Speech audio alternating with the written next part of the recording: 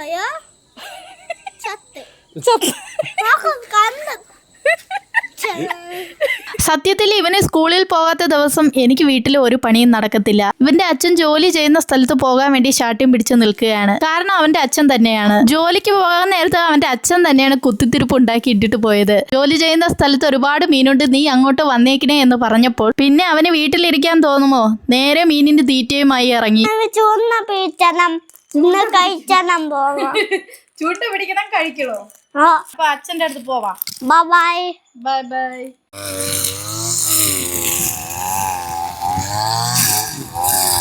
അച്ഛന്റെ ഇന്നത്തെ പണി 1 ഏക്കർ വരുന്ന ഒരു വയലിലാണ്. നമ്മൾ കാണുന്നത് പോലെ നിസ്സാരമല്ല ഈ ജോലി.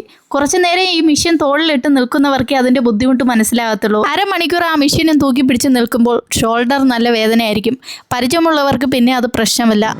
അപ്പോൾ കൂട്ടുകാരെ, ഇന്ന് വെയിലൊക്കെ അടിച്ചു. അപ്പം ഈ കുറേ ദിവസം വർക്കൊന്നും ഇല്ലാതിരിക്കുകയായിരുന്നു. അപ്പോൾ വർക്ക് സ്റ്റാർട്ട് ചെയ്തിട്ടുണ്ട്. 1 ഏക്കർ വയലാണ് കേട്ടോ, നമ്മുടെ ഒരു സുഹൃത്തിൻ്റെ വയലാണ്. അപ്പോൾ അത് ചെയ്തുകൊണ്ടിരിക്കുകയാണ്. ഇത് തീർത്തിട്ട് വേണം ബാക്കിയുള്ള വർക്കുകളിലോട്ട് പോകാൻ. ഇത് അർജൻറ്റാണ്. ഇത് വാഴക്കൃഷി ചെയ്യാൻ വേണ്ടിയിട്ട് പെട്ടെന്ന് കാട് തെളിച്ചു കൊടുക്കണം. അതുകൊണ്ട് അതിൻ്റെ വർക്ക് ചെയ്തുകൊണ്ടിരിക്കുകയാണ്. വേറൊരു കാര്യം എന്ന് പറഞ്ഞാൽ ഇതുപോലെ ഒരുപാട് മീനാണ് കേട്ടോ, ചേറും സിലോപ്പി എല്ലാം കൂടെ ഈ വയലിൽ പണി ചെയ്യാതെ കിടന്നുണ്ട്. അപ്പുറത്തെന്തോ മീൻ വളർത്തിയ സ്ഥലമാണ്. എല്ലാ മീനും കൂടി ഇങ്ങോട്ട് കയറിയിട്ടുണ്ട്. മെഷീൻ അടിക്കാൻ പാടില്ലാത്ത പോലെ ഈ ചാലിലെല്ലാം മീനാണ്. അപ്പോൾ കുറച്ചൊക്കെ പുള്ളിക്കാരൻ പിടിച്ചിട്ടുണ്ട്. അപ്പോൾ എന്തായാലും നോക്കാം നമുക്ക്.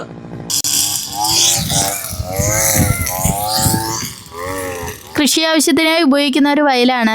ഇടയ്ക്കിടയ്ക്ക് ഓരോ കൃഷിയാണ് ഇവർ ചെയ്തുകൊണ്ടിരിക്കുന്നത്. കാണുന്ന ചെടി നിങ്ങൾക്ക് മനസ്സിലായി കാണുമല്ലോ, നമ്മൾ ബിരിയാണിയിലും ഇറച്ചിയിലൊക്കെ ഇടുന്ന രമ്പ ഇലയാണിത്. വയലിന്റെ ഒരു ഭാഗത്ത് മൊത്തം ഈ കൃഷിയാണ്. ഇപ്പോൾ മിഷ്യൻ വെച്ച് അടിച്ച് കളയുകയാണ് ചെയ്യുന്നത്.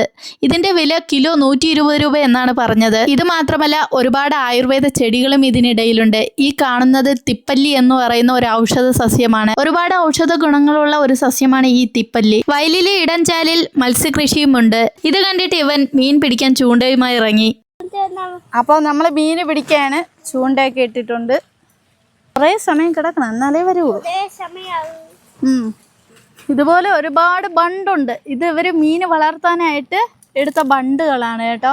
അപ്പം ഇവിടെ ഒരുപാട് സിലോപ്പിയ, ചേറ്, അങ്ങനെ ഒരുപാട് മീനുകളുണ്ടെന്നാണ് പറഞ്ഞത്.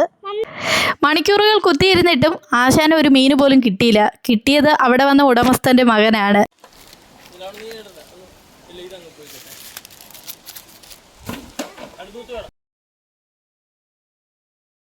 അങ്ങനെ മീൻ കിട്ടാത്തതിൻ്റെ വിഷമത്തിൽ ഞങ്ങൾ രണ്ടുപേരും അവിടെ നിന്ന് യാത്രയായി. അച്ഛൻ വരുമ്പോൾ മീൻ കൊണ്ടുവരുമെന്ന് ഉറപ്പ് നൽകിയത് കൊണ്ടാണ് അവൻ തിരിച്ചു പോയത്. അങ്ങനെ നമ്മളെ വയലിലായിരുന്നു പണിയൊക്കെ കഴിഞ്ഞ് വന്നപ്പോഴത്തെ 2-3 വരാലിനെ കിട്ടിയത്.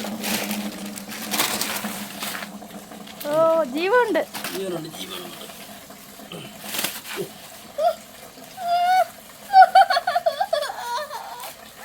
എല്ലാത്തിനും പേടിയാണോ? ഇവന്മാരെ അങ്ങനൊന്നും ചാകുന്നതിനല്ല.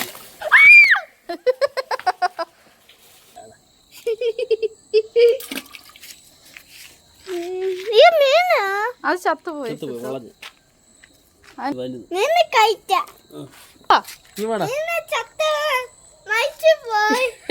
നീ മരിച്ചുപോയി.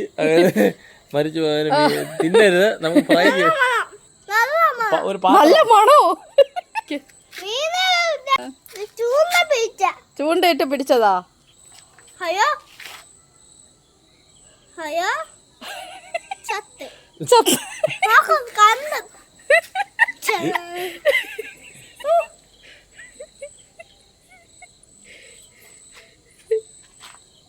എന്തായാലും ഈ മീൻ ഞങ്ങൾ കഴിക്കൂല. എനിക്ക് പക്ഷെ പറ്റൂല കേട്ടോ. ഈ കണ്ട് എനിക്ക് പറ്റത്തില്ല. കാരണം എന്ന് പറഞ്ഞാൽ ഇത് കണ്ടു കഴിഞ്ഞാൽ എനിക്ക് വലിയ ബുദ്ധിമുട്ടാണ്. പക്ഷെ ഇവൻ കഴിക്കുമെന്നൊക്കെ പറയുന്നത്. കുട്ടികൾക്ക് ഈ മീൻ കൊടുക്കുന്നത് എന്തുകൊണ്ട് നല്ലതാണ്. കട്ട് ചെയ്യാൻ പോവേണ്. കുറ്റപ്പിടിയോ?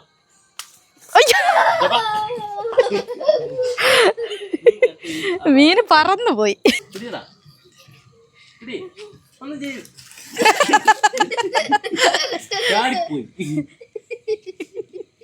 ഇനി ഇത് നേരെ തിളച്ച എണ്ണയിലിട്ട് ഫ്രൈ ചെയ്തെടുക്കുകയാണ് അടുത്ത പരിപാടി. നമ്മുടെയൊക്കെ അറിവില്ലാത്ത സമയത്താണ് നമ്മൾ ഇങ്ങനെയുള്ള മീനുകൾ കഴിച്ചിട്ടുള്ളത്. അതുകൊണ്ട് തന്നെ ഈ കുഞ്ഞിലെ കഴിക്കുന്ന മീനുകളൊന്നും പിന്നെ വലുതാവുമ്പോൾ കഴിക്കണമെന്നില്ല. വരാല് കിട്ടിയെന്നറിഞ്ഞപ്പോൾ അത് കഴിക്കാനായി വേറൊരാളും എത്തി. ഇത് എൻ്റെ അനിയൻ്റെ മകനാണ്. സർജറി കഴിഞ്ഞ ഒരാളിൻ്റെ മുറിവ് ഉണങ്ങാനും പ്രതിരോധ ശക്തി വർദ്ധിപ്പിക്കാനും ഈ വരാലിന് കഴിയുമെന്നാണ് പറയുന്നത്.